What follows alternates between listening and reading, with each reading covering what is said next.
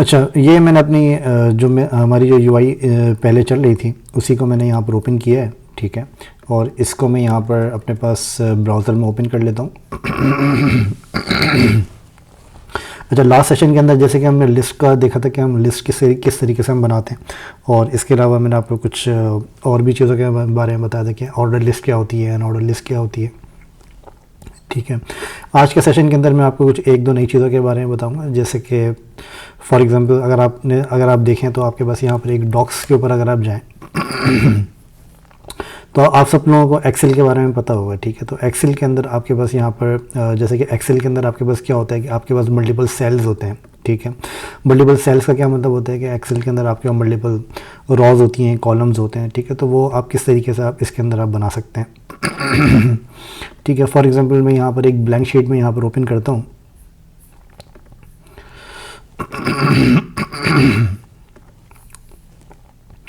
Let's suppose कि मैं यहाँ पर एक ब्लैंक शीट में यहाँ पर ओपन करता हूँ, ठीक है।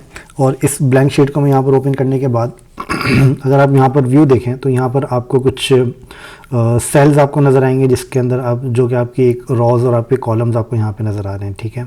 अच्छा, अगर इस तरह का लेआउट अगर आपको अपने HTML के अंदर अगर आपको बनाना हो, अपने वेब पेज के ऊपर आपको बनाना हो, तो वो आप कैसे बनाएंगे, इसकी आपको काफ़ी सारी एग्जांपल्स आपको नज़र आएंगी वेब के ऊपर। जब आप दूसरी वेबसाइट्स को आप विज़िट करते हैं तो वहाँ पर आपको एक टेबुलर फॉर्म के अंदर आपको कुछ लेआउट आपको नज़र आते हैं। जैसे कि आप अगर प्लान्स एंड प्राइसिंग की आप बात करें, या फिर उसके अलावा और भी काफ़ी सारी ऐसे पॉइंट्स होते हैं जहाँ पे आपका कंपैरिजन आपको बनाना होता है। तो उस तरह के जब आपके पास लेआउट्स होते हैं तो उसके अंदर आपके पास टेबुलर फॉर्म्स उसके अंदर यूज़ करते हैं, ठीक है। अच्छा, टेबुलर फॉर्म्स को यूज़ करने के लिए हम जो HTML के अंदर जो हम कोड लिखते हैं उसका जो हम HTML के अंदर कोड लिखते हैं उसके अंदर कुछ टर्म्स होती हैं जिनको हम यूज़ करते हैं। वो टर्म्स आपकी क्या होती हैं? जैसे कि हम एक टर्म यूज़ करते हैं जिसको आप कहते हैं टेबल, ठीक है। अच्छा, टेबल की जो टर्म आपकी होती है वो मैं आपको थोड़ा सा यहाँ पर बनाकर दिखा देता हूँ कि लेट्स सपोज के आपके पास इस तरह का एक टेबल है, ठीक है। अच्छा, अब ये जो आपका टेबल है इसके अंदर आपके पास क्या है कि इसके अंदर आपके पास मल्टीपल रॉज और मल्टीपल कॉलम्स हो सकते हैं। मल्टीपल रॉज और कॉलम्स से क्या मुराद है कि फॉर एग्जांपल आपके पास एक टेबल है जिसको आप यहाँ पर कहते हैं फीचर्स, लेट्स सपोज। ये मैं सिर्फ आपको समझाने के लिए मैं आपको बना रहा हूँ, फिर बाद में हम इसका कोड भी मैं आपको करके दिखाता हूँ, ठीक है। अच्छा, लेट्स सपोज कि ये आपका एक टेबल है जिसको हम यहाँ पर फीचर्स कह रहे हैं। मैं भी इसकी यूआई के ऊपर फोकस नहीं कर रहा हूँ, मैं आपका सिर्फ जो इसके कॉन्सेप्ट हैं उसके ऊपर मैं फोकस कर रहा हूँ। और इसके अंदर फीचर्स हैं आपका, लेट्स सपोज कि आपका प्लान्स का आपका ये टेबल है, प्राइसिंग एंड प्लान्स। ओके, ये आपका प्लान एंड प्राइसिंग का टेबल है और इसके अंदर आपके पास यहाँ पर फीचर्स लिस्ट हो गए और यहाँ पर आपके पास स्टार्टर, और स्टार्टर के बाद आपके पास यहाँ पर है फॉर एग्जांपल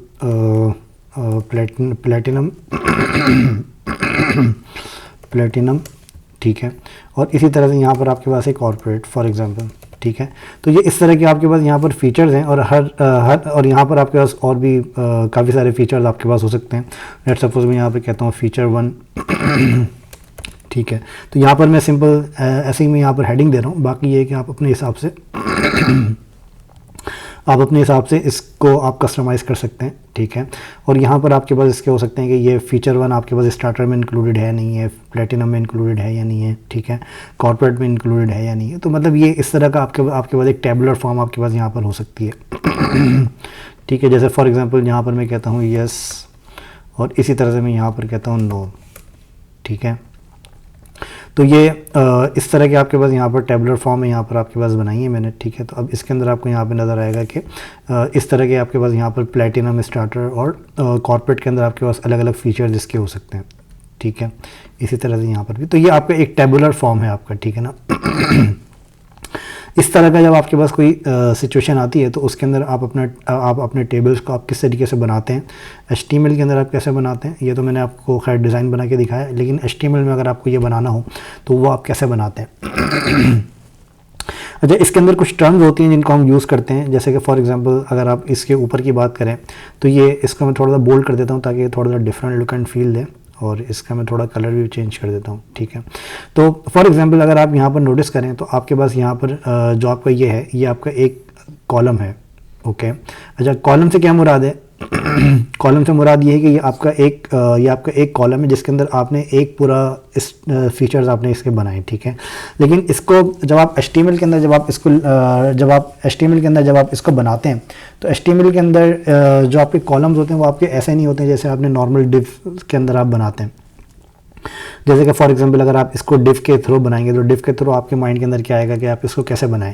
पहले आप एक डिव बनाएंगे टेबल की, और फिर उसके बाद आप एक डिव बनाएंगे कॉलम 1 की, फिर सेकंड डिव बनाएंगे कॉलम 2 की, फिर थर्ड बनाएंगे कॉलम 3 की, फिर ये फोर्थ कॉलम है आपका। तो इस तरह से आप डिव्स के थ्रू आप इसको बनाना पड़ेगा आपको। लेकिन अगर आप इसको टेबुलर फॉर्म के अंदर बनाते हैं तो उसका बनाने का तरीका आपका डिफरेंट होता है। अच्छा, टेबल फॉर्म के अंदर बनाते वक्त आपको एक चीज़ का आपको कुछ चीज़ों का ख्याल रखना होता है। जैसे कि फॉर एग्जांपल ये आपका एक टेबल है तो आपके पास वहाँ पर एक टैग होता है टेबल का, ठीक है। तो टेबल का जो टर्म होता है वो हम इस पूरे बॉक्स के लिए हम एक टर्म यूज़ करते हैं जिसको हम कहते हैं टेबल। अच्छा, टेबल के बाद आपको क्या करना होता है, टेबल के बाद आपको अपनी रॉज और कॉलम आपको डिफाइन करने होते हैं, ठीक है। रॉज और कॉलम का मतलब क्या होता है कि टेबल के अंदर आपकी फॉर एग्जांपल ये आपकी एक रॉ आ रही है, ठीक है, और ये आपकी एक रॉ आ रही है और ये आपके कॉलम्स आ रहे हैं, ठीक है। तो इसको आप टेबुलर फॉर्म के अंदर आप कैसे यूज़ करेंगे। टेबुलर फॉर्म के अंदर आपको ऐसे नहीं करना होता है कि आप पहले एक रॉ बनाएंगे, फिर हर रॉ के बाद आप उसके कॉलम्स आप बनाना शुरू कर देंगे। ऐसा नहीं होता है। इसके अंदर आपको सेल्स बनाने पड़ते हैं। सेल्स क्या होते हैं कि फॉर एग्जांपल सबसे पहले आपने टेबल का टैग आपने ओपन किया, फिर उसके बाद आपने यहाँ पर एक रॉ बनाई, ठीक है। रॉ बनाने के बाद आपको यहाँ पे 4 सेल्स आपको उस रॉ के अंदर बनाने, ठीक है। मतलब ये ऐसा नहीं है कि आपने पहले रॉ बना दी, रॉ के बाद आपने पहले ये डिफाइन कर दिया, फिर उसके बाद आपने इसके फीचर्स डिफाइन कर दिए, इस तरह से। तो इस तरीके से ये नहीं होता। ये इस तरह से होता है कि आप पहले आप पहले एक रॉ बनाएंगे, फिर उस रॉ के बाद आप इसके फीचर्स को आप अलग अलग आप डिफाइन करेंगे, ठीक है। तो इस तरीके से आपको अपने टेबुलर फॉर्म आपको बनाना पड़ता है। अच्छा, अब लेट्स सपोज कि आपके पास ये एक टेबल है और इस टेबल को आपको बनाना है अपनी HTML के अंदर। तो वो आप कैसे बनाएंगे, मैं इसको थोड़ा सा जूम कर देता हूँ ताकि आपको क्लियरली नज़र आए। ठीक है, तो आई थिंक ये मेरी स्क्रीन आप सब लोगों को क्लियरली नज़र आ रही होगी। अच्छा, अब इसके अंदर लेट सपोज कि मुझे अगर वो बनाना है तो वो मैं कैसे बनाऊंगा। मैं यहाँ पर इसी फाइल की मैं एक कॉपी बना लेता हूँ जिसका मैं नाम दे देता हूँ table.html, ठीक है। और यहाँ पर मैं एक हेडिंग दे देता हूँ। लेट सपोज कि हमारी हेडिंग है प्राइसिंग एंड प्लान्स, ओके। ये मैंने यहाँ पर heading the pricing and plans की। मैं इस पेज को मैं यहाँ पर ओपन कर लेता हूँ। ये लिस्ट है तो यहाँ पर मैं दे देता हूँ table.html और आपको ये प्लान्स एंड प्राइसिंग आपको नज़र आ रहा है, ठीक है।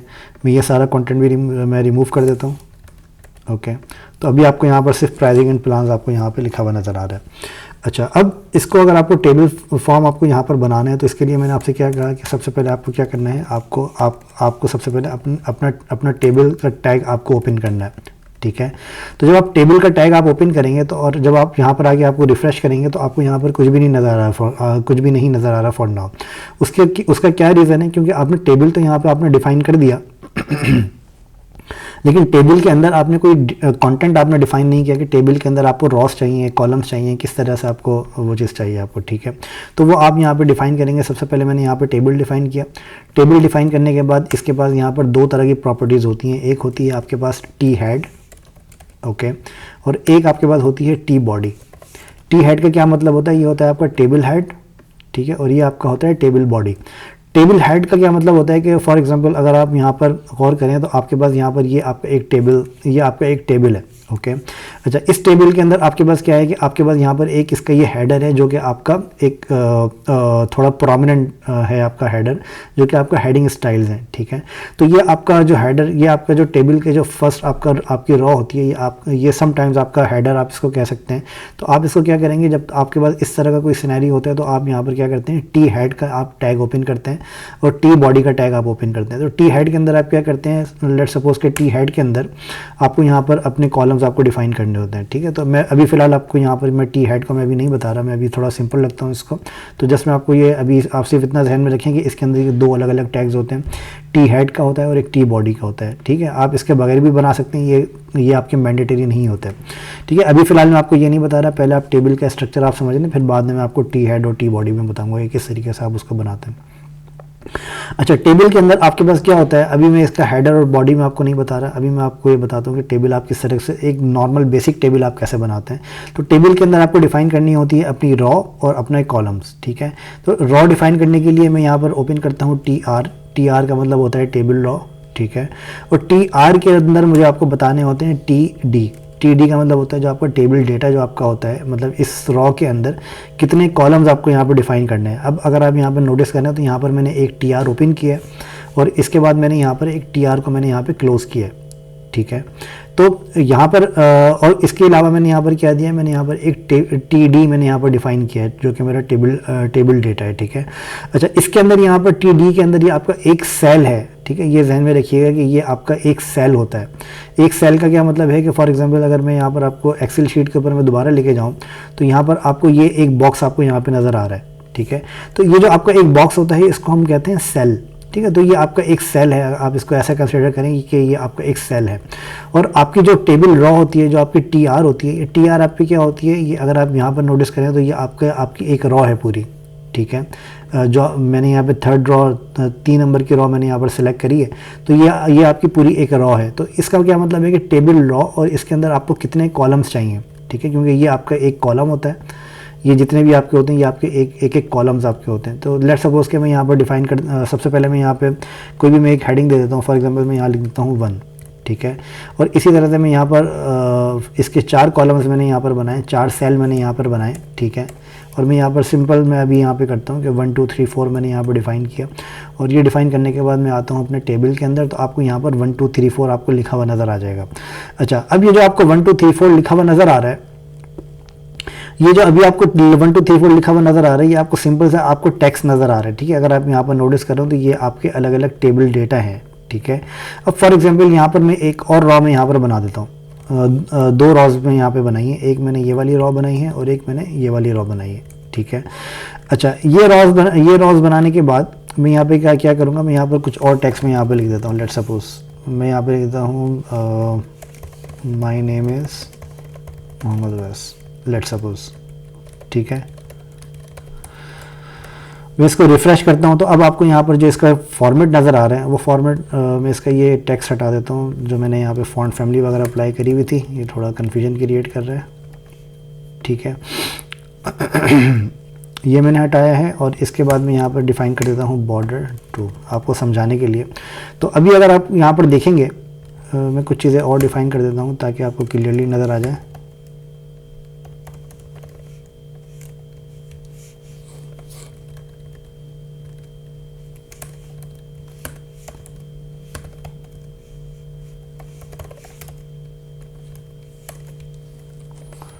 ठीक है, आपको समझाने के लिए मैंने ये कुछ चीज़ें मैंने डिफ़ाइन करी हैं, ये मैं बाद में आपको तरीके से डिटेल के अंदर मैं आपको बताऊंगा, अभी आप फ़िलहाल इसके कॉन्सेप्ट को आप समझें, ठीक है। अच्छा, अब अगर आप यहाँ पर टेबल और फॉर्म आप देखेंगे तो आपको यहाँ पर एक टेबल आपको नज़र आ रहा है और इस टेबल के अंदर आपको यहाँ पर एक रॉ नज़र आ रही है और इस रॉ के अंदर आपको एक एक सेल आपको नज़र आ रहा है, ठीक है।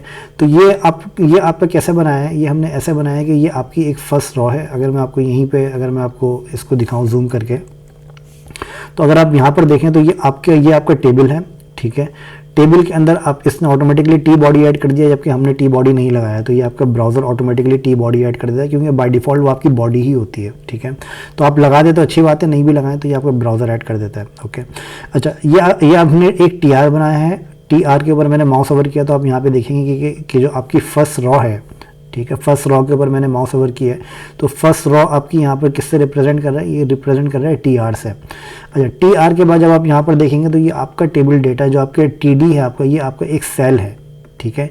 तो ये आपके अलग अलग सेल्स हैं, टी डी 1 2 3 और 4। फिर इसके बाद हम आते हैं सेकेंड रॉ के अंदर, तो सेकेंड रॉ का भी सेम फॉर्मेट है, ठीक है। टी डी के अंदर मैंने यहाँ पर अपना नाम लिखा है और फिर इसी नाम को मैंने चारों कॉलम्स के अंदर मैंने रिपीट कर दिया, ठीक है। तो इस तरीके से आप यहाँ पर अपने टेबल को आप आसानी से आप क्रिएट कर सकते हैं और इसके अंदर आप चाहें तो आप कोई भी किसी भी तरह की आप यहाँ पर अपनी HTML यहाँ पे आप लिख सकते हैं। ज़रूरी नहीं है कि टेबल के अंदर आप डेटा ही लिखें, इसके अंदर आप अपनी डेव्स और आप अपनी दूसरी चीज़ें भी आप इसके अंदर लिख सकते हैं, ठीक है। तो मतलब ये इसकी ये रिक्वायरमेंट नहीं है कि इसके अंदर आप सिंपल आप टेक्स्ट लिखें, मतलब आप इसके अंदर डिव भी आप यहाँ पर लगा सकते हैं, आप यहाँ पर हेडिंग्स भी आप लगा सकते हैं। तो मतलब इसकी कोई मतलब इसकी कोई रिस्ट्रिक्शंस नहीं है कि आप इसके ऊपर ये कर सकते हैं और ये नहीं कर सकते। अब ये आप इसको अपनी मर्ज़ी के हिसाब से आप यहाँ पर अपना डेटा प्लेस कर सकते हैं, ठीक है। ओके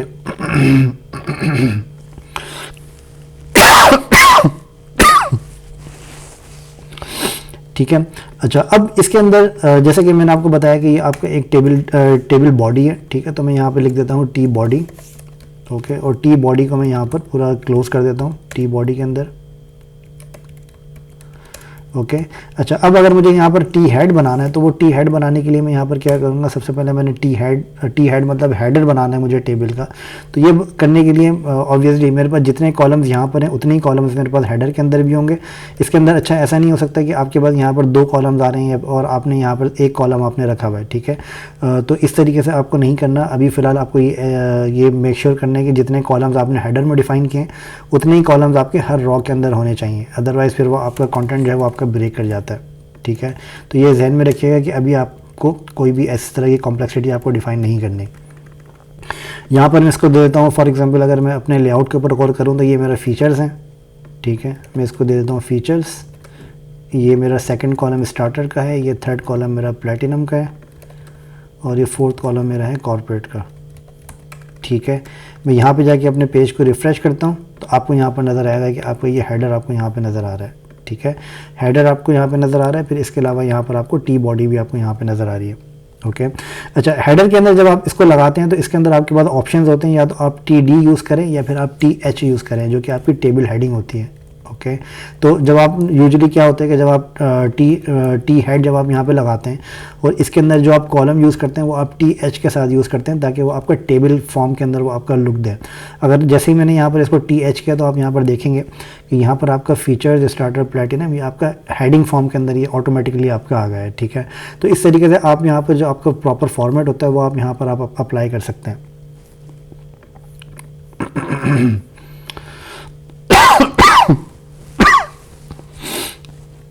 ओके अच्छा, ये क्लियर है आप लोगों को? इसके अंदर कोई क्वेश्चन है तो प्लीज़ पूछ लें।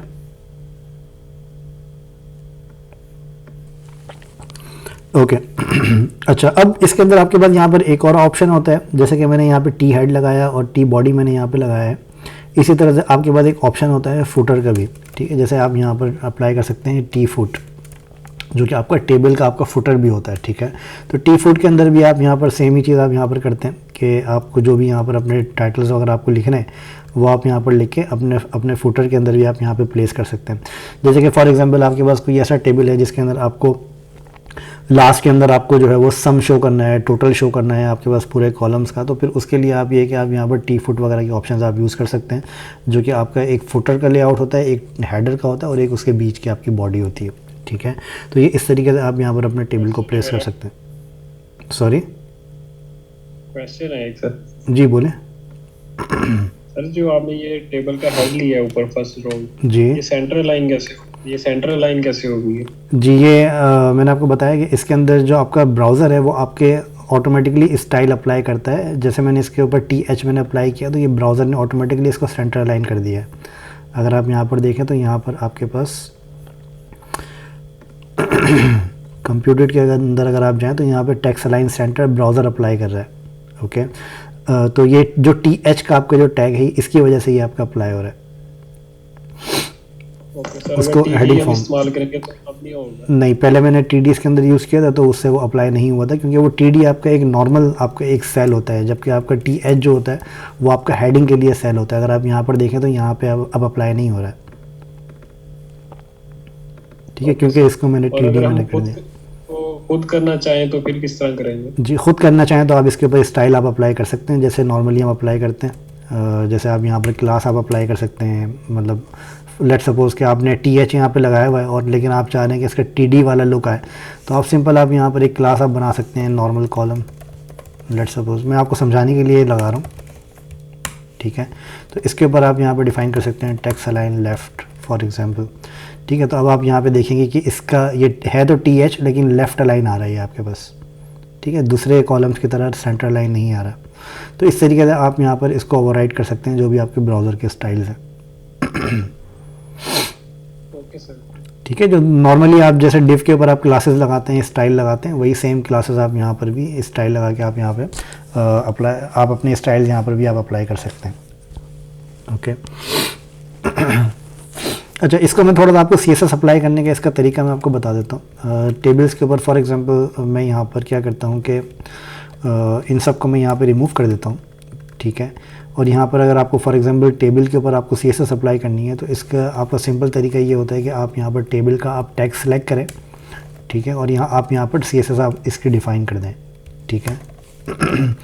अच्छा, जब आप इसकी CSS आप डिफ़ाइन करेंगे तो यहाँ पर आपके पास वही सारे ऑप्शंस होते हैं कि आप TD के ऊपर आप क्या करें कि इसके ऊपर आप बैकग्राउंड आपको अप्लाई करना है तो आप बैकग्राउंड आप अप्लाई कर दें, ठीक है। मैं अभी इसके ऊपर थोड़ा सा डार्क बैकग्राउंड अप्लाई कर देता हूँ ताकि आपको नज़र भी आए। ओके, तो अभी आप यहाँ पर देखेंगे तो आपको इसके ऊपर बैकग्राउंड आपको नज़र आ रहा है। ठीक है। इसके ऊपर अगर मैं कलर अप्लाई करता हूँ, लेट्स सपोज वाइट, तो आपको यहाँ पे वाइट कलर का आपको टेक्स्ट नज़र आएगा। अगर मैं चाहता हूँ कि ये मेरा जो बैकग्राउंड है ये मुझे TH के ऊपर अप्लाई करना है तो मैं यहाँ पर TR और TH के ऊपर मैं इसको अप्लाई करके, ओके, ये मेरा हेडर हो गया। हेडर के बाद अब जो मेरे पास ये बॉडी है इसको मैं अपने हिसाब से अलाइन कर सकता हूँ। इसके ऊपर मैं पैडिंग वगैरह भी मैं अप्लाई कर सकता हूँ। लेट्स सपोज कि अगर मैं TD के ऊपर पैडिंग अप्लाई करता हूँ तो आपको यहाँ पर TD के अंदर आपको यहाँ पर पैडिंग आपको यहाँ पर नज़र आएगी left top right bottom left पे। यही सेम चीज़ अगर आपको दोनों पे अप्लाई करनी है तो आप इसको सिंपल आप ऐसे भी कर सकते हैं, TH TD, और इसके ऊपर आप यहाँ पर पैडिंग को आप इन दोनों पे आप अप्लाई कर दें तो आपका TH और TD दोनों के ऊपर आपकी पैडिंग आपको यहाँ पे नज़र आएगी। ठीक है। अच्छा, और इसके अलावा अब फॉर एग्जांपल आपको इसके बॉर्डर्स वगैरह चेंज करने हैं तो वो भी आपके पास सारे ऑप्शंस हैं, आप इसके ऊपर बॉर्डर्स वगैरह आप अप्लाई कर सकते हैं। ठीक है। वो चीज़ें, वो स्टाइल्स, अभी इसके अंदर कुछ स्टाइल्स हैं जो कि मैंने आपको अभी नहीं बताया तो इसको मैं और कॉम्प्लेक्स नहीं कर रहा, वो मैं आपको नेक्स्ट सेशन के अंदर में इसके कुछ और भी प्रॉपर्टीज़ होती हैं जो कि टेबल से रेलिवेंट होती हैं। ठीक है। तो वो प्रॉपर्टीज़ मैं आपको नेक्स्ट सेशन के अंदर मैं आपको बताऊँगा, क्योंकि अभी मैं बताऊँगा तो वो और ज़्यादा कॉम्प्लेक्स होता चला जाएगा। ठीक है। तो इस तरीके से आप यहाँ पर अपने टेबल को आप मॉडिफाई कर सकते हैं जैसे आप चाहें। ओके। अच्छा, अब इसके अंदर एक दो चीज़ें और होती हैं, जैसे कि फॉर एग्जांपल इसके अंदर अगर मैं यहाँ पर टेबल में यहाँ पर डिफ़ाइन करता हूँ और यहाँ पर मैं लगाता हूँ TR nth चाइल्ड ऑड, मैं यहाँ पर डिफ़ाइन करता हूँ TD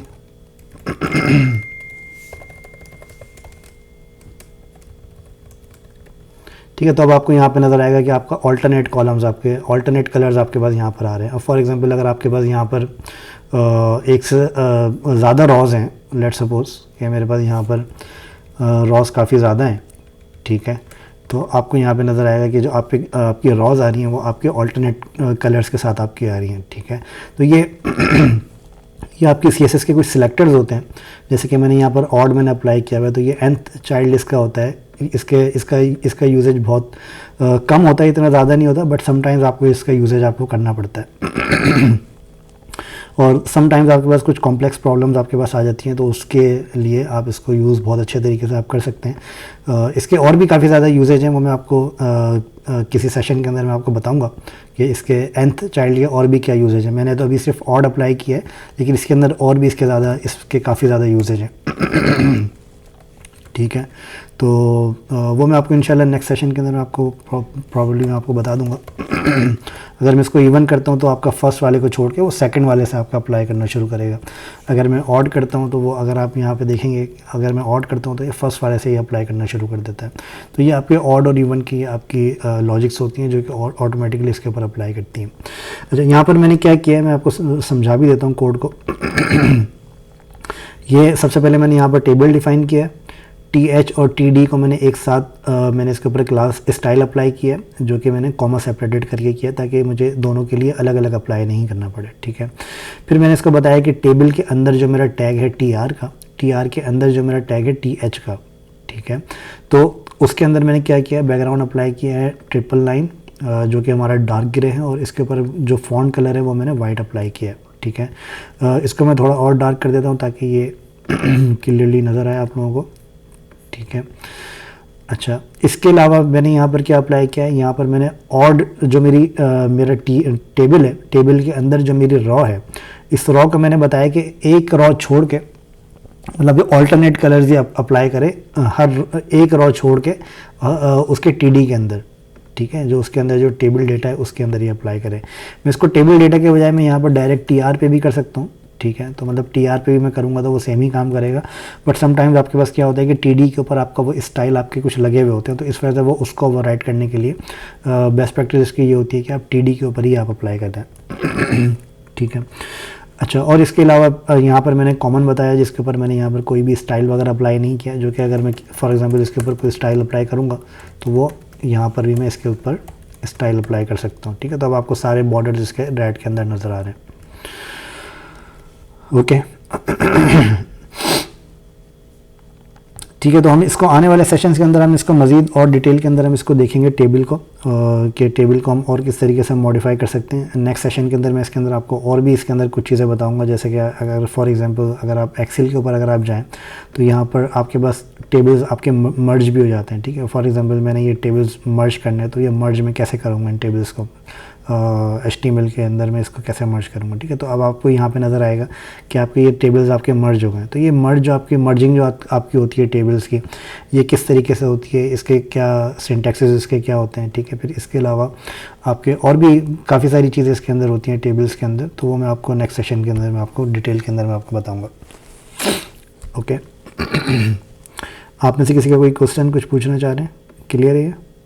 सर जो आपने ये टेबल में NTH लिखा था, इसका क्या मतलब है सर?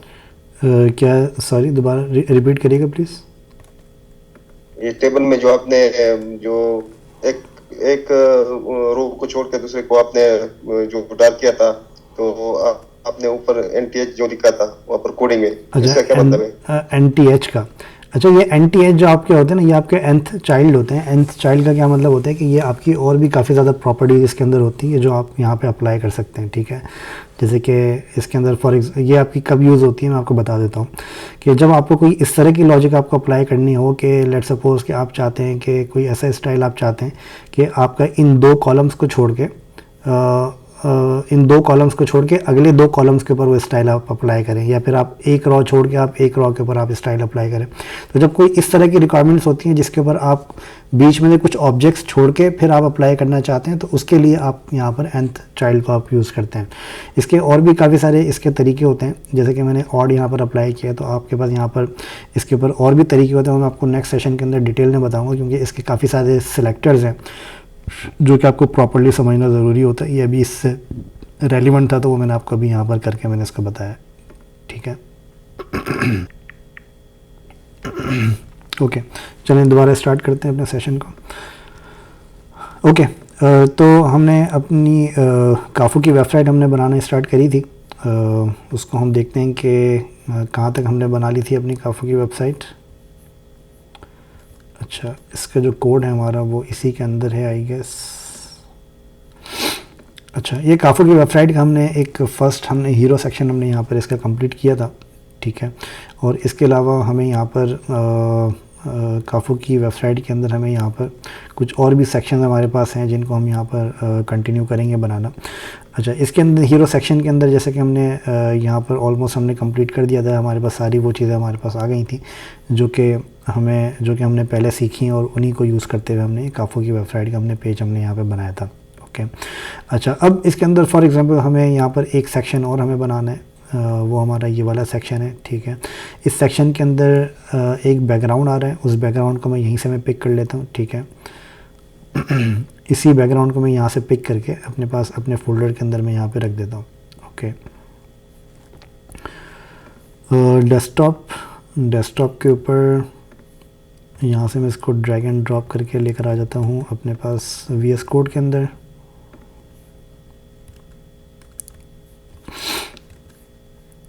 ओके, और इसका मैं नाम दे देता हूँ background BG wallpaper, let's suppose, ठीक है। अच्छा, अब इसके अंदर मुझे यहाँ पे क्या करना है कि जो मेरा index.html है मैं इसको यहाँ ओपन कर लेता हूँ। तो मैं थोड़ा सा रिवाइज़ करवा देता हूँ आपको कि हमने इसके अंदर किस तरह का हमने स्ट्रक्चर बनाया था। एक सबसे पहले हमने इसके अंदर हेडर बनाया था। हेडर के बाद हमने इसके अंदर एक सेक्शन हीरो बनाया था। फिर इस सेक्शन हीरो के अंदर हमने क्या किया था कि हमने दो कॉलम्स हमने बनाए थे। एक हेडर के अंदर हमने दो कॉलम्स बनाए थे, ठीक है। जैसे कि आपका एक लेफ़्ट कॉलम है, एक आपका ये राइट कॉलम है। इसके बाद हमने सेक्शन हीरो का हमने एक सेक्शन बनाया था, उसके अंदर हमने एक कॉलम बनाया था जिसके अंदर हमने यहाँ पे अपनी हेडिंग्स, डिस्क्रिप्शन और बटन को हमने रखा था, ठीक, ओके। अच्छा, एक यहाँ पर हमारे पास सेक्शन जो हमने एक शुरू में एक डमी स्ट्रक्चर हमने बनाया था, इसके अंदर हमारे पास एक सेक्शन है सेक्शन रिपोर्ट्स का, ओके। इस सेक्शन रिपोर्ट्स के अंदर आपको यहाँ पर क्या क्या चीज़ें चाहिए। सबसे पहले आपको यहाँ पर चाहिए कंटेनर, ठीक है।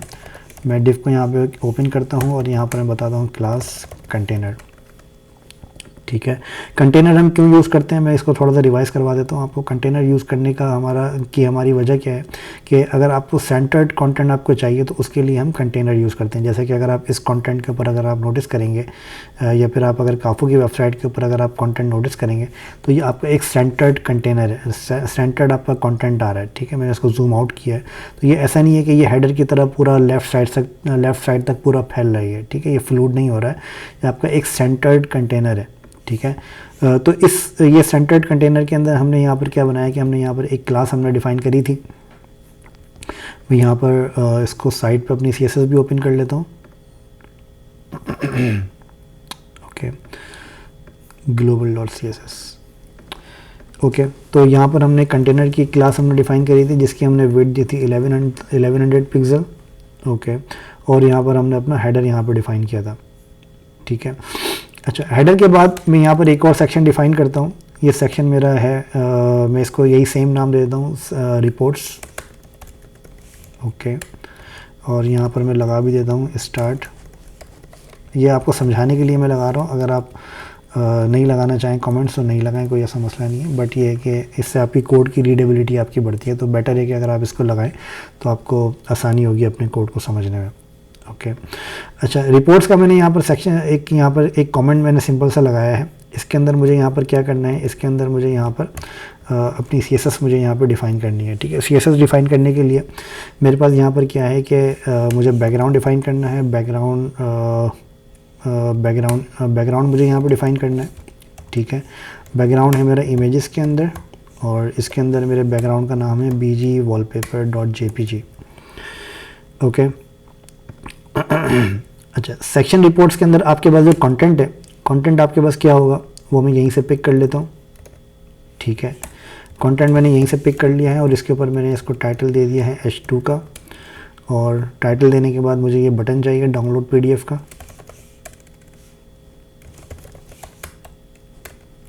यहाँ पर मैं सिंपल सा एक बटन लगा लेता हूँ डाउनलोड PDF, ओके। अच्छा, अब ये जो मैंने यहाँ पर सेक्शन मैंने यहाँ पर ओपन किया है, इस सेक्शन के अंदर मैंने यहाँ पर क्या किया है, मैंने यहाँ पर एक CSS मैंने यहाँ पर लिखी है, ठीक है। इस CSS के अंदर मैंने यहाँ सेक्शन हीरो और फिर इसके ऊपर मैंने यहाँ पर बैकग्राउंड अप्लाई किया। मैं इसको जाके रिफ़्रेश करता हूँ अपने पेज को, तो आपको यहाँ पर ये सेक्शन आपको यहाँ पे नज़र आ रहा है, लेकिन इसका जो बैकग्राउंड है वो आपको यहाँ पे रिपीट हो रहा है, ठीक है। तो मुझे यहाँ पर क्या करना है, मुझे अपने बैकग्राउंड को रिपीट नहीं करना, मैं यहाँ पे कर देता हूँ नो रिपीट, ठीक है। अच्छा, लेकिन अभी अगर आप यहाँ पर नोटिस करें तो ये बैकग्राउंड आपका कुछ ख़राब आ रहा है। ख़राब ये क्यों आ रहा है, मैं इसको देख लेता हूँ। सेक्शन हीरो, सेक्शन रिपोर्ट्स के अंदर कंटेनर, फिर इसके बाद आपका, अच्छा ये हमने कुछ गलत किया है यहाँ पे। अच्छा, ये हमने सेक्शन हीरो पे बैकग्राउंड अप्लाई कर दिया, हमें रिपोर्ट्स पे अप्लाई करना था, ठीक है। तो ये हमने यहाँ पर इसको रिफ़्रेश किया तो आपको यहाँ पर नज़र आएगा कि नीचे वाले सेक्शन के ऊपर आपका प्रॉपर्ली बैकग्राउंड अब यहाँ पर आपका आ रहा है, ओके। वो मैंने क्लास का नाम गलत अप्लाई कर दिया था, ओके। इसके ऊपर मैं पैडिंग अप्लाई कर देता हूँ। अच्छा, पैडिंग के लिए आपके पास 2-3 तरीके हैं पैडिंग अप्लाई करने के। एक तो ये है कि आप यहाँ पर इसके ऊपर अप्लाई कर दें, और दूसरा तरीका आपके पास ये है कि आप एक अलग क्लास बना लें सेक्शन पैडिंग के नाम से, ठीक है। तो उससे क्या होगा कि आपके जो भी सेक्शन होंगे आपको जस्ट वो क्लास आपको अप्लाई करनी पड़ेगी और वो आपकी पैडिंग उसके ऊपर आपकी अप्लाई हो जाएगी, ठीक है। तो पैडिंग में यहाँ पर डिफ़ाइन कर देता हूँ 40 पिक्सल, और लेफ़्ट और राइट में मुझे पैडिंग नहीं चाहिए, सिर्फ टॉप और बॉटम पे चाहिए। तो यहाँ पर मैं सेक्शन पैडिंग डिफ़ाइन करूँगा क्लास को, तो यहाँ पर आपकी पैडिंग अप्लाई हो जाएगी। ठीक है, तो ये पैडिंग हमारी यहाँ पर अप्लाई हो गई है।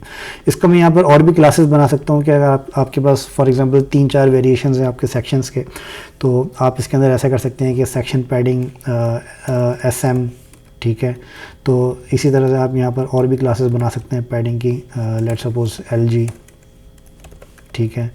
और आप यहाँ पे और भी बना सकते हैं जैसे कि XSM, एक्स्ट्रा स्मॉल, ठीक है। और एक आप नॉर्मली बना सकते हैं जो कि आपकी जनरल पैडिंग है। तो ये मैं कुछ आपको आइडियाज़ दे रहा हूँ कि अगर आपके पास कोई इस तरह के केसेस आए जहाँ पर आपके पास सेक्शन की पैडिंग्स आपकी वेरी करती हैं, तो उसके अंदर आप यहाँ पर अलग अलग स्टैंडर्ड्स भी बना सकते हैं अपने क्लासेस के, कि जहाँ पे आपको कम पैडिंग चाहिए तो आप ये SM यूज़ कर लें, जहाँ पे आपको ज़्यादा पैडिंग चाहिए तो वहाँ पे आप LG यूज़ कर लें, जहाँ पे आपको बहुत ही कम पैडिंग चाहिए तो वहाँ पे आप एक्स्ट्रा स्मॉल आप यूज़ कर सकते हैं, XSM, ठीक है। तो ये आप अपनी क्लासेस के वेरिएशन आप इस तरह से रख सकते हैं जो कि आपके लिए रीयूजेबिलिटी बढ़ाती है आपके कोड की। ओके, तो यहाँ पर मैंने क्या किया, यहाँ पर मैंने फ़िलहाल एक ही पैडिंग यहाँ पे मैंने लगाई है, सेक्शन पैडिंग, क्योंकि मुझे अभी फ़िलहाल ज़रूरत नहीं है। और यहाँ पर मेरे पास अगर मैंने वाइट की कोई क्लास नहीं बनाई हुई, मैंने ऑलरेडी वाइट की क्लास बनाई हुई है, तो मैं सिंपल यहाँ पे वाइट की क्लास में यहाँ पर अप्लाई करूँगा। ओके, बटन की मैंने कोई क्लासेस यहाँ पर नहीं बनाई हुई है, तो बटन की क्लास में यहाँ पर कुछ बना लेता हूँ। तो यहाँ पर मैं डिफ़ाइन करूँगा बटन्स, ठीक है। अच्छा, बटन्स की क्लास में यहाँ पर अलग से क्यों बना रहा हूँ मैं, ये इसी के ऊपर क्लास देके मैं क्यों नहीं अप्लाई कर रहा, तो मतलब इसके ऊपर क्लास तो मैं दूंगा, लेकिन इसके ऊपर मैं ऐसा नहीं है कि मैं बिल्कुल ही अलग से मैं कोई क्लास दे दूंगा कि download PDF। Let suppose for example मैं अगर यहाँ पे लिखता हूँ डाउनलोड PDF और यही सेम बटन फॉर एग्जांपल मुझे कहीं और भी अप्लाई करना है, तो फिर वहाँ उसके लिए मुझे फिर अलग CSS मुझे बनानी पड़ेगी। तो इससे बेटर है कि मैं एक जनरल CSS बना लूँ जहाँ पर मुझे ये बटन मुझे वहाँ जहाँ पर चाहिए वहीं पर मैं इस CSS को जैसे ही मैं अप्लाई करूँगा वो बटन का स्टाइल वहाँ पर मेरा अप्लाई हो जाएगा, ठीक है। तो बटन की हमारे पास शॉर्ट फॉर्म में यहाँ यूज़ कर लेता हूँ BTN और BTN वाइट, ठीक है। तो ये दो क्लासेस मैंने यूज़ करी हैं, एक BTN है और एक BTN वाइट है। अभी मैंने इसकी क्लासेस यहाँ पे बनाई नहीं है, मैं यहाँ पे इसकी क्लासेस डिफाइन कर देता हूँ। लेट्स सपोज एक BTN और एक BTN वाइट। ओके, मैं सब जगह पे अंडरस्कोर के साथ बना रहा हूँ, तो मैं यहाँ पर भी अंडरस्कोर के साथ ही मैं बना लेता हूँ। इसके ऊपर मैं अप्लाई कर देता हूँ सबसे पहले BTN वाइट के ऊपर बैकग्राउंड कलर वाइट। ओके, और इसके ऊपर मेरा क्या होगा, और इसके ऊपर मेरे पास होगा, जब बैकग्राउंड कलर आपका वाइट है तो जाहिर है कि आपका जो फॉन्ट कलर है वो आपका डार्क होगा। तो मैं फ़िलहाल यहाँ पर ब्लैक अप्लाई कर देता हूँ, ठीक है। मैं वैसे यहाँ से भी देख के मैं अप्लाई कर सकता हूँ, बट मैं आपको समझा भी रहा हूँ साथ साथ, तो फिर ये है कि आप इसको अपने हिसाब से आप अप्लाई कर सकते हैं। अब इसके अंदर वाइट बैकग्राउंड नहीं है, लेकिन इसका जो बैकग्राउंड है वो आपका प्राइमरी कलर या हम इसको सेकेंडरी कलर हम इसको कह सकते हैं, ठीक है। तो आपके पास यहाँ पर दो कलर वेरिएशंस हैं, एक आपके पास यहाँ पर ब्लू है, सॉरी एक आपके पास यहाँ पर येलो है, और एक दूसरा कलर आपके पास यहाँ पर स्काई ब्लू टाइप का है, ठीक है। तो यहाँ पर मैंने अप्लाई किया है BTN वाइट की जगह मैं यहाँ पे कर देता हूँ सेकेंडरी फॉर एग्जांपल, ठीक है। और इसका जो मेरा बैकग्राउंड कलर है वो मैं यहीं से मैं पिक कर लेता हूँ कि फॉर एग्जांपल मेरे पास इसका जो कलर है यही सेम कलर मेरा बैकग्राउंड का भी होना चाहिए, ओके। और इसका जो फॉन्ट है वो मेरा वाइट है, ठीक है, सेकेंडरी के ऊपर। और यहाँ पर ही मेरा जो टेक्स्ट हो जाएगा वो हो जाएगा BTN सेकेंडरी। इसको आप सेकेंडरी कर सकते हैं, प्राइमरी कर सकते हैं, तो ये दो वेरिएशंस आप लेके चल सकते हैं कि फॉर एग्जांपल ये आपका इसको आप येलो बटन को आप प्राइमरी कह सकते हैं, और जो आपका दूसरा बटन है उसको आप सेकेंडरी कह सकते हैं, या फिर आप इसको वाइस वर्सा भी कर सकते हैं कि इसको आप प्राइमरी कह दें और उस वाले को आप सेकेंडरी कह दें, ठीक है। तो ये आपके अपने ऊपर डिपेंड करता है कि आपके ब्रांड के अंदर जो वेबसाइट आप बना रहे हैं उसके ऊपर कौन सा कलर आपका प्राइमरी कलर है उस ब्रांड का, ठीक है। अच्छा, ये मेरा सिंपल मैंने बैकग्राउंड के ऊपर सिर्फ मैंने भी कलर डिफाइन किया है और मैंने कोई भी स्टाइल मैंने डिफाइन नहीं किया। तो आप यहाँ पे देखेंगे कि बैकग्राउंड का कलर तो मेरे पास यहाँ पर आ गया है, लेकिन अब इसके ऊपर मुझे और भी स्टाइल्स डिफाइन करने हैं बटन के लिए। फॉर एग्जांपल मैं यहाँ पे डिफाइन करता हूँ पैडिंग 10px, ओके। तो 10px थोड़ी ज़्यादा है, वर्टिकली मैं इसको करता हूँ 6px और हॉरिजॉन्टली मैं इसको कर देता हूँ फॉर एग्जांपल 15px और बॉर्डर रेडियस, ओके। तो बॉर्डर रेडियस आ गया। टेक्स्ट डेकोरेशन आपकी क्या होती है कि जो आपकी अंडरलाइन आ रही होती है href के साथ, कि ये जो मैंने टैग लगाया है ये A का टैग मैंने लगाया है, तो जो आपका ए का जो टैग होता है वो बाय डिफ़ॉल्ट अपनी अंडरलाइन वहाँ पे आपको ऐड करता है अपने टेक्स्ट के ऊपर, ठीक है। अगर आप मैं इसको कमेंट करता हूँ तो आप यहाँ पे देखेंगे इसकी एक अंडरलाइन आ रही है लिंक के ऊपर, ठीक है। तो ये अंडरलाइन हटाने के लिए आपको यहाँ पर टेक्स्ट डेकोरेशन आप यहाँ पे नन लगाएंगे तो आपकी अंडरलाइन आपकी हट जाती है। इसकी और भी प्रॉपर्टीज़ होती हैं कि फॉर एग्जांपल आपको यहाँ पर अंडरलाइन नहीं चाहिए, आपको यहाँ पे लाइन थ्रो चाहिए, तो आप इसको भी आप यहाँ पे अप्लाई कर सकते हैं। तो ये आपके अपने ऊपर डिपेंड करता है कि आपको किस तरह का स्टाइल आपको किस पर्पस के लिए आपको यूज़ करना है, ठीक है। लाइन थ्रो भी होता है, फिर इसके अंदर आपके पास ओवरलाइन भी होता है, तो मतलब इसके अंदर कुछ स्टाइल्स आपके होते हैं जो कि आप इसको चेक कर सकते हैं। ओके, तो ओवरलाइन आपके पास ये टॉप के ऊपर आपकी लाइन ऐड कर देता है, और मैं फ़िलहाल इसको नन रखता हूँ ताकि इसके ऊपर मेरी कोई भी लाइन यहाँ पे नहीं आ रही हो। अच्छा, फ्लेक्स की हमने यहाँ पर ऑलरेडी क्लासेस बनाई हुई हैं। अगर आप यहाँ पे देखें तो फ्लेक्स बॉक्स की हमने क्लासेस बनाई हुई हैं, तो यही सेम क्लासेस हम यहाँ पर यूज़ कर लेते हैं कि हमें ये दोनों एक दूसरे के बराबर में चाहिए। तो इसको यूज़ करने के लिए मैं यहाँ पर क्या करूँगा, एक डिव मैंने यहाँ पर लगाई है और इसको मैंने बताया फ्लेक्स बॉक्स, ओके, और लाइन आइटम सेंटर।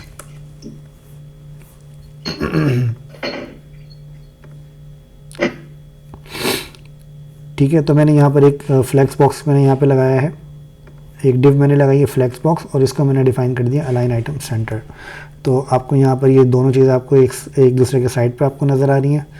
H2 के ऊपर आपको यहाँ पर थोड़ा सा पैडिंग आपके आ रही है, इसको सॉरी मार्जिन आपका यहाँ पर आ रहा है, तो मार्जिन को मैं यहाँ से हटाने का तरीका मेरे पास ये है कि अगर तो मैंने कोई मार्जिन की क्लास बनाई हुई है तो ठीक है, अगर नहीं बनाई हुई है तो मैं एक मार्जिन की क्लास में बना लेता हूँ।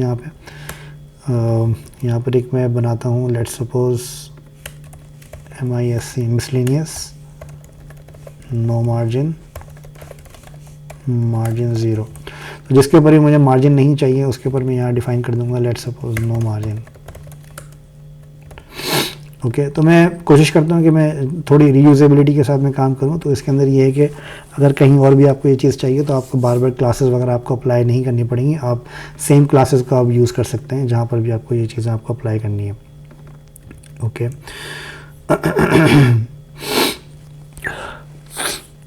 ठीक है, तो यहाँ पर हमने बटन यहाँ पे प्लेस कर दिया है, ठीक है। बटन के साथ साथ हमने यहाँ पर हेडिंग प्लेस कर दी है। ज़ाहिर है कि इसके अंदर आपका स्पेस नहीं आ रहा है, तो स्पेस के लिए मैं यहाँ पर एक क्लास डिफाइन कर देता हूँ, for example report heading. Okay, तो ये क्लास मैंने यहाँ पर क्यों डिफाइन करी है, क्योंकि ज़ाहिर है मुझे ये स्पेस मुझे हर जगह तो नहीं चाहिए होगा, तो इसके लिए मैंने एक रिपोर्ट हेडिंग की क्लास मैंने यहाँ पर डिफाइन करी है, ठीक है। तो ये क्या करूँगा, मैं रिपोर्ट हेडिंग की क्लास में अप्लाई करूँगा जो कि सेक्शन रिपोर्ट्स के अंदर है, और इसको मैं बता दूंगा मार्जिन राइट 10px, ठीक है। तो ये स्पेस आपका थोड़ा क्रिएट हो गया है, यहाँ पे 30 कर देता हूँ इसको, ठीक है। तो ये स्पेस आपको यहाँ पे नज़र आ रहा है 30 पिक्सल का। ओके, अच्छा, ये हमारा यहाँ पे सेक्शन हमारा क्रिएट हो गया है। अगर आप यहाँ पे नोटिस करें तो हमारा एक हीरो सेक्शन यहाँ पे बना दिया हमने, एक हमने ये वाला सेक्शन हमने यहाँ पे कंप्लीट कर दिया ऑलमोस्ट, ठीक है। अच्छा, फिर हम नीचे जाते हैं, तो नीचे जाने के बाद आपको यहाँ पर कुछ चीज़ें नज़र आएंगी, जैसे कि आपको यहाँ पे car wash, engine oil, battery, tyres, तो ये चीज़ें आपको यहाँ पे नज़र आ रही हैं। अच्छा, ये जो आपकी एनिमेशन हो रही है, ये एनिमेशन आपकी जावास्क्रिप्ट के थ्रू पॉसिबल है, ठीक है। जावास्क्रिप्ट का सेशन मैंने अभी आपको अभी लिया नहीं है, तो वो जावास्क्रिप्ट का सेशन जब मैं लूँगा तो उसके अंदर मैं आपको ये एनिमेशन करके मैं आपको बता दूंगा कि आप किस तरीके से कर सकते हैं। बट अभी के लिए फ़िलहाल हम इसकी UI पे फोकस रखते हैं। तो UI के लिए कि हम यहाँ पर एक और हमारे पास सेक्शन है, सेक्शन सर्विसेज का, ठीक है। तो सबसे पहले हम इसका HTML स्ट्रक्चर हम यहाँ पर प्रिपेयर कर लेते हैं। HTML स्ट्रक्चर हमारे पास इसका किस तरह का होगा कि हम यहाँ पर बनाएंगे सबसे पहले एक डिव, और इसको हम बता देंगे हेडिंग ग्रुप, ठीक है। हेडिंग ग्रुप के अंदर मैंने यहाँ पर डिफ़ाइन किया वी हेल्प, जो आपकी हेडिंग है, इसको मैं H2 के अंदर डिफ़ाइन कर देता हूँ, और यहाँ पर मैं टेक्स्ट डिफ़ाइन कर देता हूँ पैराग्राफ के अंदर। ओके, अच्छा, अब H2 की जो हमने हेडिंग यहाँ पे लगाई है, इसके अंदर आपके पास ये दो टैग्स हैं, सेव और टाइम। इन दोनों टैग्स का कलर आपका डिफरेंट आ रहा है, तो इनका कलर डिफरेंट करने के लिए मैं यहाँ पर क्या करूँगा कि जो आपका टेक्स्ट है इनको मैं कर दूंगा स्पैन के अंदर। स्पैन आपका इन्हीं तरह की चीज़ों के लिए यूज़ होता है कि फॉर एग्जांपल बीच में अगर आपका कोई टेक्स्ट आपका चेंज है तो उसके लिए आप यहाँ पर स्पैन आप यूज़ करके आप इसके ऊपर आप क्लास आप अप्लाई कर सकते हैं, ठीक है।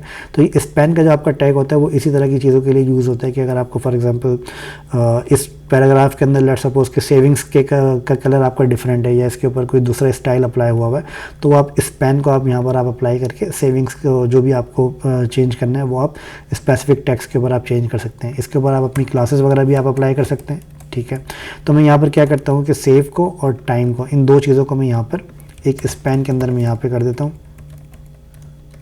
ठीक है।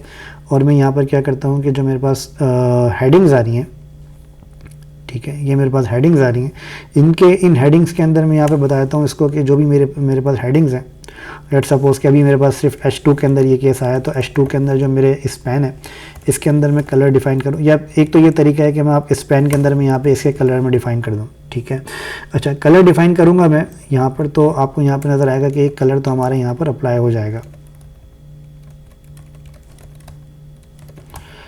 अगर मैं यहाँ पर जैसे मैंने कलर मैंने यहाँ पर अप्लाई किया है, तो अब मैं अगर आपको यहाँ पे दिखाऊंगा इसको, तो आपको यहाँ पे नज़र आएगा कि आपका कलर तो यहाँ पर आपका अप्लाई हो गया है सेव, ठीक है, और टाइम भी आपका यहाँ पर कलर चेंज हो गया है इसका। लेकिन इसका एक तरीका ये भी हो सकता है कि आप यहाँ पर डिफाइन कर दें सेकेंडरी कलर, सेकेंडरी, ठीक है। तो आपको जहाँ पर भी आपको ये कलर आपको चाहिए होगा, तो वहाँ पर आप यहाँ पर इस तरीके से आप क्लास डिफाइन कर सकते हैं, ओके। तो इससे भी आपका वही सेम तरीके से काम करेगा, बट ये आपके कोड की रीयूजेबिलिटी आपकी बढ़ा देता है, ओके। अच्छा, इसके अंदर हमने कंटेनर हमने नहीं ओपन किया, तो एक कंटेनर हम यहाँ पे लगा देते हैं,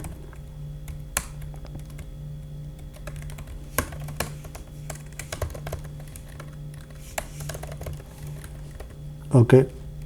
कंटेनर लगा दिए हमने, इसके ऊपर हमारी सेक्शन पैडिंग की क्लास है हमारे पास, वो हम यहाँ पे अप्लाई कर देंगे, तो आपकी सेक्शन के ऊपर पैडिंग आ गई। अब पैडिंग के लिए अब अगर आप यहाँ पर नोटिस करें तो आपकी जो पैडिंग है वो आपकी काफ़ी ज़्यादा है यहाँ पे। तो अगर आपको याद हो तो मैंने थोड़ी देर पहले आपको बताया था कि सेक्शन की पैडिंग के ऊपर आपके पास यहाँ पर और भी आप यहाँ पे वेरिएशंस बना सकते हैं कि ये पैडिंग अगर आपको कहीं और भी यूज़ करनी है तो वो आप यूज़ कर सकते हैं, ठीक है। तो इसके ऊपर मैं अप्लाई कर देता हूँ 100, और यहाँ पर मैं पैडिंग अप्लाई करूँगा _LG वाली, जो कि मेरी लार्ज पैडिंग है, ठीक है। तो यहाँ पर आप देखेंगे कि मेरी पैडिंग लार्ज हो गई है यहाँ पे, ओके। और मेरा यहाँ पर टेक्स्ट आ रहा है और यहाँ पर मेरा पैराग्राफ आ रहा है, ओके। अच्छा, अब इसके अंदर अगर आप यहाँ पर नोटिस करें एक चीज़ और, कि जो आपका यहाँ पर एज ग्रुप है, जो आपकी यहाँ पे हेडिंग है, वो आपकी यहीं पर आपकी हेडिंग यहाँ पर एंड हो गई है, ठीक है। अच्छा, अब इसके लिए आपके पास यहाँ पर आपको देखना होता है कि जब आप यहाँ पर अपनी वेबसाइट के ऊपर काम करते हैं तो आपके पास कितने ऐसे एज ग्रुप्स हैं जो कि आपका लेफ़्ट के ऊपर ही एंड हो जाता है, ठीक है। तो अभी यहाँ पर मुझे कोई इस तरह का केस नज़र नहीं आ रहा है कि हमारे पास यहाँ पर और भी दूसरे एज ग्रुप्स हों जिसका आपके पास इसी तरह का लेआउट हो कि वो आपके पास फुल विड्थ आपके पास नहीं जा रहा कंटेनर के जितना, लेकिन वो आपके पास यहाँ पर आपका एंड हो जाता है, ठीक है। ये वो सिर्फ हमारा ये वाला एक सेक्शन है जिसके ऊपर यहीं पर आपका एज ग्रुप एंड हो जाता है। तो इसके लिए हम यहाँ पर क्या करेंगे कि जो हमारा एज ग्रुप है इसके ऊपर मैं यहाँ पर एक क्लास अप्लाई कर देता हूँ, लेट्स सपोज के एच ग्रुप मैक्स विड्थ मैंने यहाँ पे बताई 70% फॉर एग्जांपल, ठीक है। 70% मैंने बताई, तो आपको यहाँ पे 70% पे हमारा कंटेंट यहाँ पर एंड हो गया। मैं इसको बॉर्डर अप्लाई कर देता हूँ आपको समझाने के लिए, ठीक है। तो ये आपको समझाने के लिए मैंने ये बॉर्डर अप्लाई किया, ओके। तो आप यहाँ पे देखें तो ये आपका एज ग्रुप पूरे कंटेनर के जितना नहीं जा रहा है, ये आपका यहीं पर एंड हो गया है, ओके। और भी मैं इसको कम कर सकता हूँ, लेट सपोज कि मैं इसको 60% भी कर सकता हूँ, ठीक है। और अगर मैं चाहूँ तो मैं इसका जैसे H2 का साइज़ आपका अगर इस वेबसाइट पे देखें तो ये काफ़ी बड़ा आ रहा है, ठीक है। तो H2 का साइज़ भी मैं यहाँ से आपका इंक्रीज़ कर सकता हूँ। तो ये मैं आपको समझाने के लिए, ये पहले मैंने ये साइज़ मैंने डिफ़ाइन किए थे, बट अभी मैं इसके साइज़ को 50 अप्लाई कर देता हूँ मैं, ओके। अभी भी ये कम है, बट हम इसके ऊपर H1 भी अप्लाई कर सकते हैं, लेकिन H1 मैंने आपको बताया था शुरू में कि एक पेज के ऊपर एक से ज़्यादा आपके H1 नहीं होने चाहिए। तो अभी अगर हमारे पास कोई और H1 नहीं है यहाँ पे तो हम उसको अप्लाई कर देते हैं, बट अभी हमारे पास ऑलरेडी एक H1 यहाँ पर हमने दिया हुआ है, ठीक है। तो हम ये H1 हम यहाँ पर अप्लाई नहीं कर सकते, ओके। तो आई होप कि ये आप लोगों को क्लियर हुआ होगा जो भी हमने आज काम किया है। अगर इसके अंदर आप में से किसी का भी कोई क्वेश्चन है तो प्लीज़ पूछ लें।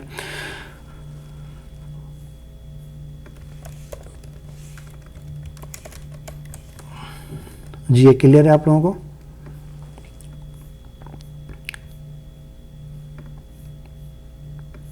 किसी का कोई क्वेश्चन आप में से?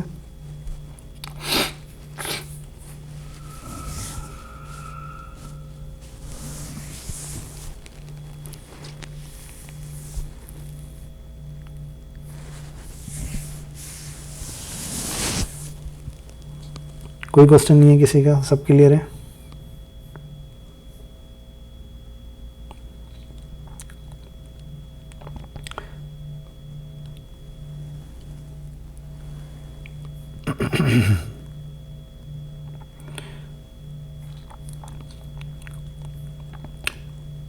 ओके अगर किसी का कोई क्वेश्चन नहीं है तो फिर हम आज के सेशन को यहाँ पर एंड करते हैं। सर इसकी रिकॉर्डिंग कहाँ पर पड़ी है? सर ये रिकॉर्डिंग में आपको पिछले तकरीबन 4 रिकॉर्डिंग्स मैंने आप लोगों को शेयर नहीं करी हैं। मैं वो आप लोगों को आज मैं सारी रिकॉर्डिंग्स आपको शेयर करूँगा मैं रात तक इंशाल्लाह, ठीक है? ये सारे इसकी भी रिकॉर्डिंग आपको मिल जाएगी।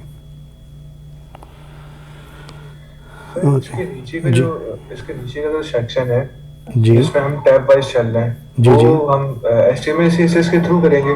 नहीं, ये टैब मैंने आपको बताया कि ये आपका जावास्क्रिप्ट के ज़रिए पॉसिबल है, ये HTML CSS से पॉसिबल नहीं है। तो ये मैं आपको जावास्क्रिप्ट जब मैं बताऊंगा ना तो उसके साथ हम इस टैब को भी हम देखेंगे, ठीक है? लेकिन मैं आपको यहाँ पर आपको डिजाइन जो है जी जी डिजाइन जो है वो तो HTML CSS ही होगा ना, जावास्क्रिप्ट के थ्रू तो राउट करेंगे हम सिर्फ। नहीं, राउट नहीं है आपका, जो ये आपकी चीज़ हो रही है ना, ये आपकी डिज़ाइन नहीं है, ये आपकी फंक्शनैलिटी है जो कि क्लिक की फंक्शनैलिटी आपको जावास्क्रिप्ट प्रोवाइड करता है, ठीक है? ये HTML के अंदर ये ऑप्शन नहीं होता आपका, ये जावास्क्रिप्ट होती है आपकी, ठीक है? ठीक है sir, thank you. No problem. Sir JavaScript का सेशन कब स्टार्ट होगा? जावास्क्रिप्ट का कल हमारा फर्स्ट सेशन हमारा हुआ है, जिसके अंदर मैंने अपनी बेसिक्स जावास्क्रिप्ट की मैंने आपको बताई हैं। लेकिन जो आपके HTML CSS के जो आपके सेशंस आप लोग ले रहे हैं वो आप लोग कंटिन्यू रखें, इसके बाद दोबारा से जावास्क्रिप्ट के सेशंस हमारे स्टार्ट होंगे तो उसको आप ज्वाइन कर सकते हैं। लेकिन अगर अभी भी आप लोग इंटरेस्टेड हो ज्वाइन करने में तो आप लोग अभी से ज्वाइन कर सकते हैं। लेते हो? सॉरी जी, सॉरी, वो क्लास ज्यादा लेट होता है 10 बजे को? जी हाँ, वो क्लास लेट होती है हमारी। उस क्लास की जो हमारी टाइमिंग है वो आई थिंक 10 से 11:30 है जी।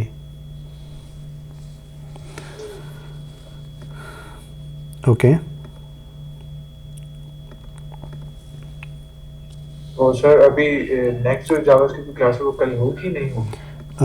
कल फ्राइडे है, जावास्क्रिप्ट की जो हमारी क्लासेस हैं वो हमारी फ्राइडे सैटरडे को होती हैं। जी हाँ, कल होगी इंशाल्लाह उसकी। जी सर। जी जी, कल इंशाल्लाह ज़रूर होगी उसकी क्लास।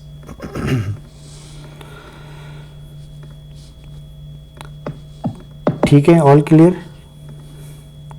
Yes sir. ओके चलें, ठीक है, तो फिर आज के सेशन को हम यहाँ पर एंड करते हैं, फिर इंशाल्लाह नेक्स्ट सेशन में मुलाकात होगी आप लोगों से। जब तक के लिए अपना ख्याल रखिएगा। Thank you so much. अल्लाह हाफिज़।